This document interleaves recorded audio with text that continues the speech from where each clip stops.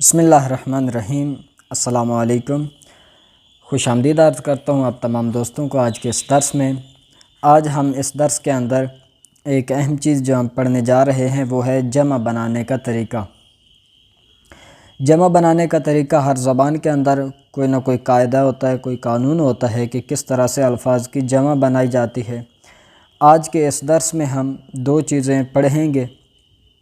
ایک تو ہم جمع بنانے کا طریقہ پڑھیں گے کہ کس طرح فارسی زبان میں الفاظ کی جمع بنائی جاتی ہے، اور دوسرا آج ہم اس کے اندر بہت سارے لباس پوشیدنی‌ہا یعنی جو ہم پہنتے ہیں، لباس پہنتے ہیں، اس کے بارے میں پڑھیں گے۔ ان کی انواع اقسام، جو ہمارے جوتے ہیں ان کی مختلف قسمیں، لباس کی مختلف قسمیں، اور اس طرح سے نئے الفاظ جو ہیں لباس کے حوالے سے وہ بھی ہم آج پڑھیں گے۔ توجہ فرمائیں، یہاں پر آپ کے سب سے پہلے آپ دیکھ رہے ہیں اوپر لکھا ہے کتاب۔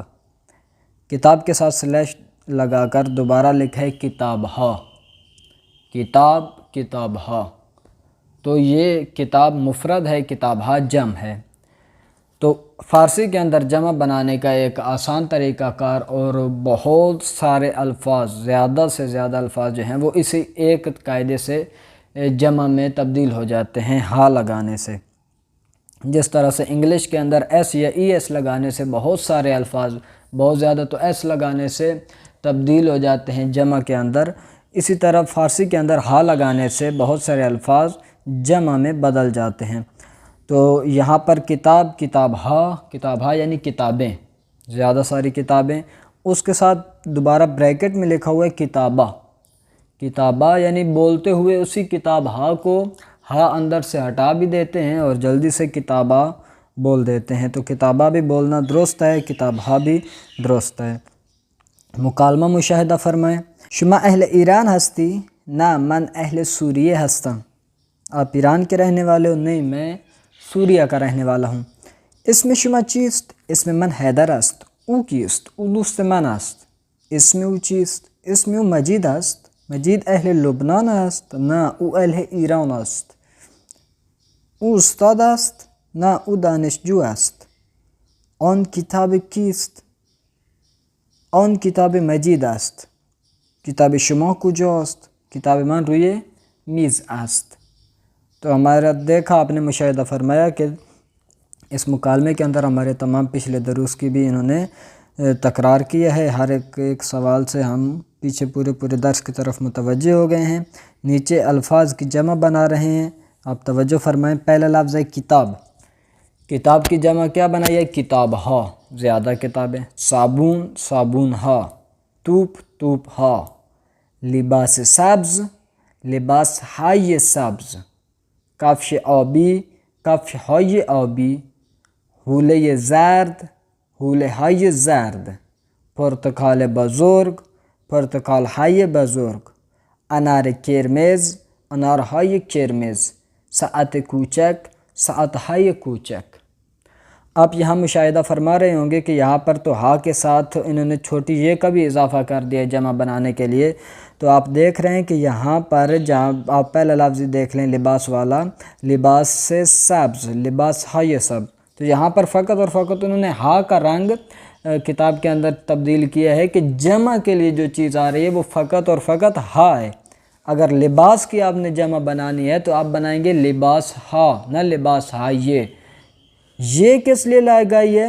جو ہم نے پچھلے درس کے اندر ایک بہت اہم بات پڑھی تھی کہ جب بھی ہم کسی چیز کو اضافہ کر رہے ہوتے ہیں تو اس کے نیچے زیر لگا رہے ہوتے ہیں، زیر لگانی ہوتی ہے۔ جس طرح سے یوم آزادی پڑھا تھا یا دیوار چین کے بارے میں بات ہوئی تھی کہ ان کے پہلے لفظ کے نیچے زیر ہوتا ہے تاکہ دوسری طرف اس کی اضافہ کیا جا سکتے ہیں، اور اگر اس کو زیر کے بغیر پڑھیں گے تو معنی بہت ہی الٹ ہو جائے گا اور برعکس ہو جائے گا۔ یہاں پر آپ دیکھیں لباس سبز، لباس سبز نہیں بولنا چاہ رہے بلکہ کیا بول رہے ہیں؟ لباس سے سبز، یعنی ایسا لباس جو سبز رنگ کا ہے، لباس سے سبز۔ اب سین کے نیچے جو زیر آ رہی ہے، جب ہم نے اس کو جمع بنایا تو لباس ہا، اب وہ اضافے والی زیر کا کیا کرے؟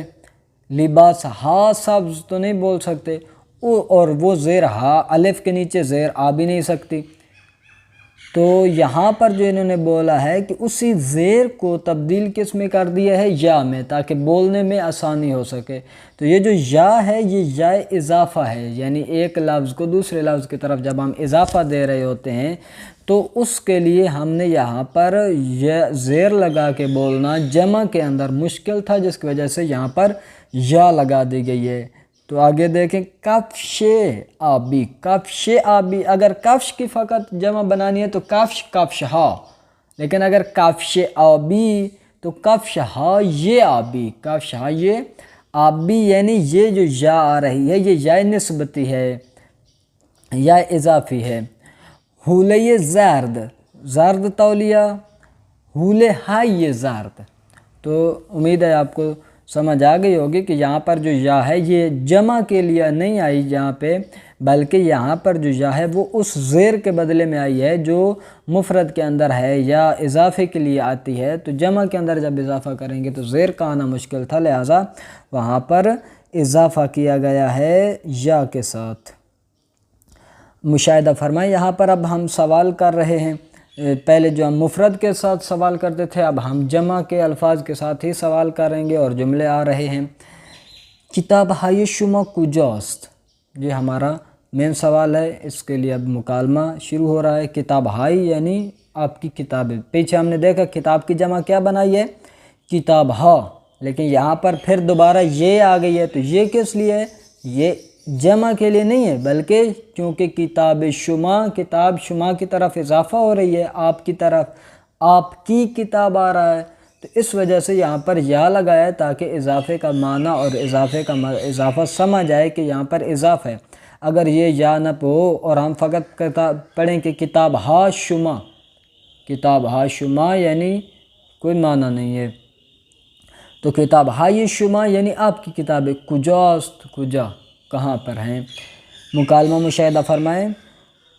شما اہل بحرین ہستی؟ نہ، من اہل عراق هستم.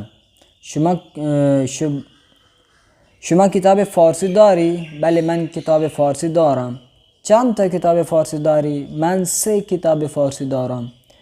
کتاب‌های شما کجاست؟ کتاب‌های من در کتابخانه است.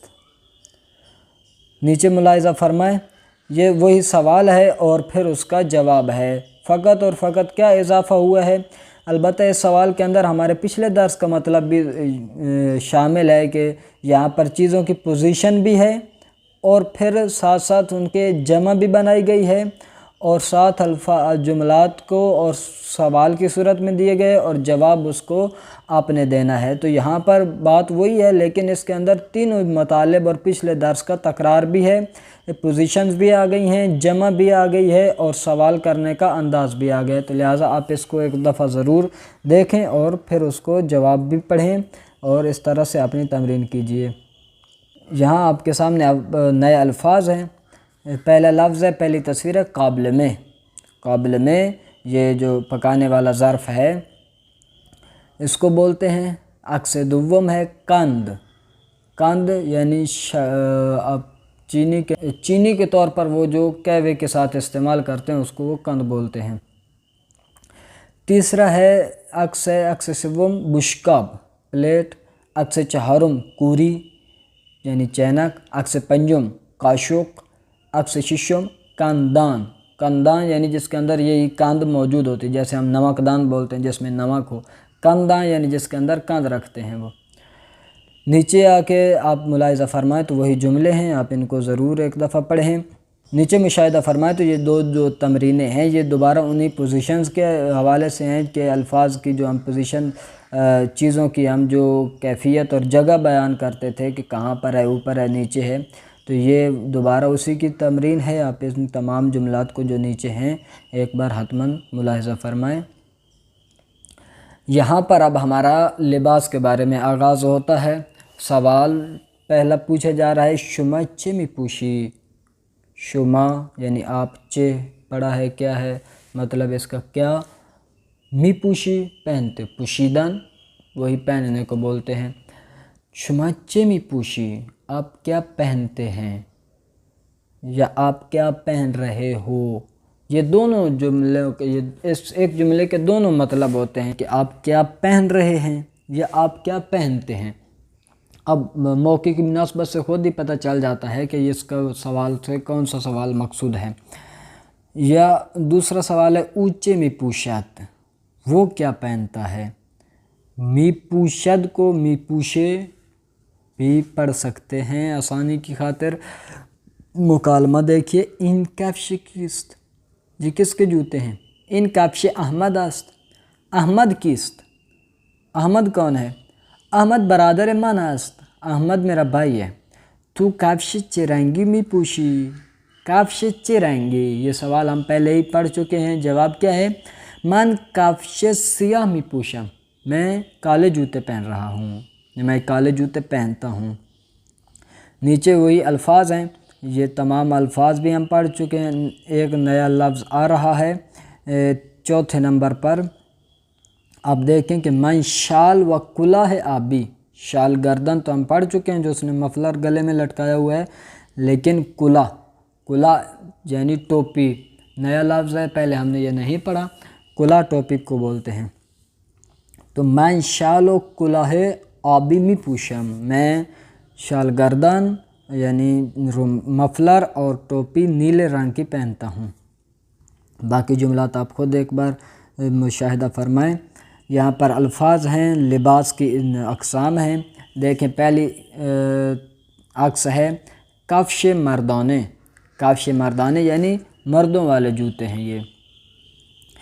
عکس دوم کوت مردانے، کوت مردانے یعنی جیسے مردانہ اور زنانہ تو ہمارے اردو کے اندر بھی قابل استعمال ہے، اس میں کوئی خاص بات نہیں ہے۔ سوم چکمے زنانے، چکمے زنانے یعنی وہ جو بڑے بوٹ ہیں، آپ کی تصویر سامنے ہے، اس کو چکمے بولتے ہیں، اور زنانے ہو تو زنانہ لگا دیتے ہیں، مردانے ہو تو مردانہ لگا دیتے ہیں۔ عکس چہارم کلاه بچگانه، کلاه بچگانه یعنی بچوں والی ٹوپی ہے یہ۔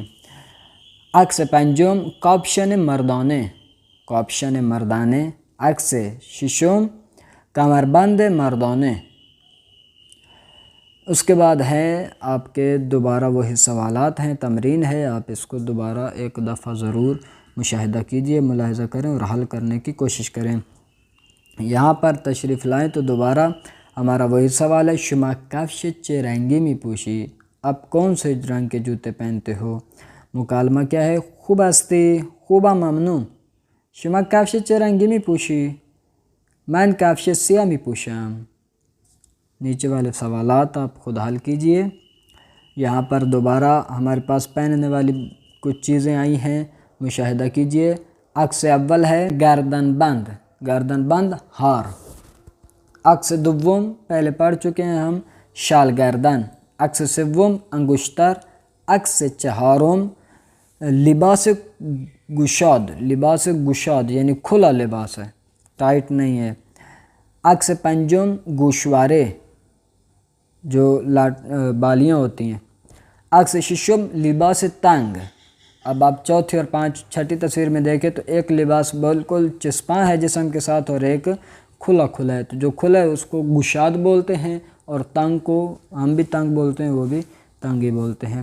نیچے جو تمرینات ہیں انہیں حل کیجئے، اور یہاں پر ہے ہمارے پورے درس کا خلاصہ، آپ اس کو ایک دفعہ ضرور ملاحظہ فرمائیں شروع سے آخر تک، اور اس کے آخر میں آنے والے سوالات کے جواب تحریر فرمائیں۔ ان جواب کو تحریر کرنے سے آپ کی صلاحیت اور فارسی زبان کے اندر بہت ہی ترقی ہوگی، بہتر ہو جائے گی۔ اس کے اندر تمام ہمارے سوالات بھی موجود ہیں، الفاظ بھی موجود ہیں ہمارے درس کے، اور ہماری تمرین کے لیے ایک بہت ہی بہترین یہاں پر پیراگراف بھی موجود ہے، اور اس کے دیے ہوئے سوالات بھی موجود ہیں۔ والسلام علیکم ورحمۃ اللہ وبرکاتہ۔